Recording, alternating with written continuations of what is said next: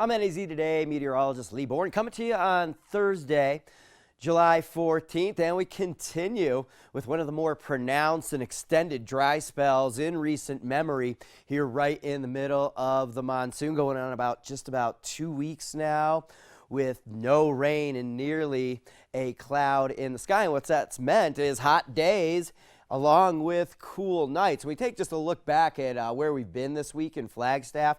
We woke up on Tuesday morning with a low temperature of 41 degrees, heated up to 83. Wednesday, not quite as cool overnight, but we're just getting a little bit more hot during the day. And here on Thursday, a little bit even more hot, and that's been the reason for not quite as cold as overnight, but huge daily temperature ranges, 40 plus degrees between the low and the high temperature, which is very typical of when we're in a dry spell. And Flagstaff, not the coldest location across northern Arizona. Here on Tuesday morning when we were at 41 degrees, Belmont, Arizona, west of Flagstaff, got down to freezing. Parks, Arizona, down to 38 degrees. And when we have very dry air in place, we get very efficient overnight cooling. And that's great because, the days are so hot, so we're trying to soak it up during the night. So what does that mean, efficient radiational cooling? Well, water vapor in the atmosphere, which we would have if there was some monsoon moisture here, is a very efficient greenhouse gas, a very important one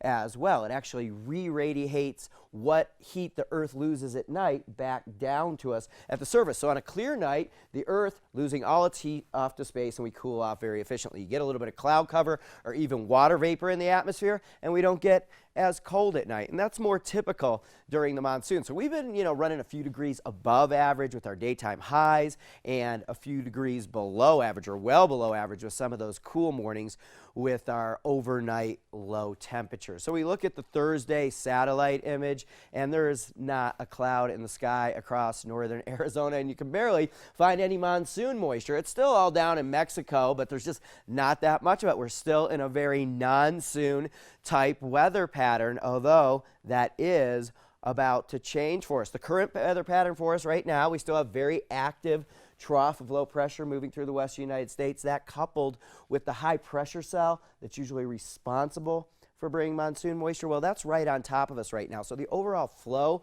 across Arizona is out of the west. This is very dry, and we also suppress on the eastern side of the high pressure with the clockwise flow, suppress all that monsoon moisture and keep it at bay down in Mexico. This is going to continue to round out the work week, probably the hottest day of the week on Friday, and the good news is most likely the hottest day for many days to come as well, because we're going to start to change the weather pattern. I think we do see a dry day again on Saturday, but as we get into Sunday, this trough of low pressure that we just saw out there, that lifts and goes more to its usual summer home way up in Canada.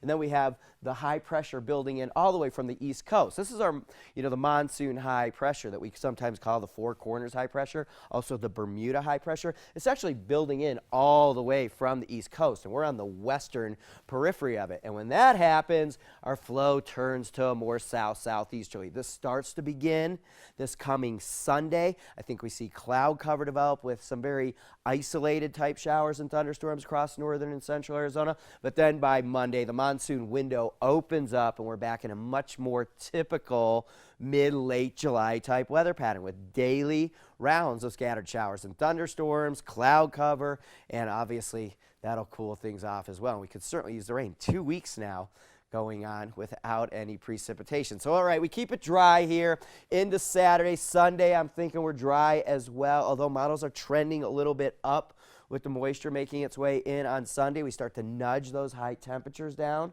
We also start to nudge those low temperatures up because we're bringing in the moisture. Then Monday and Tuesday, getting into more of a weather forecast that I like, with bringing in those daily showers and thunderstorms. All right, some great opportunities. Get out and enjoy that dry weather. Take that hike you've always wanted to.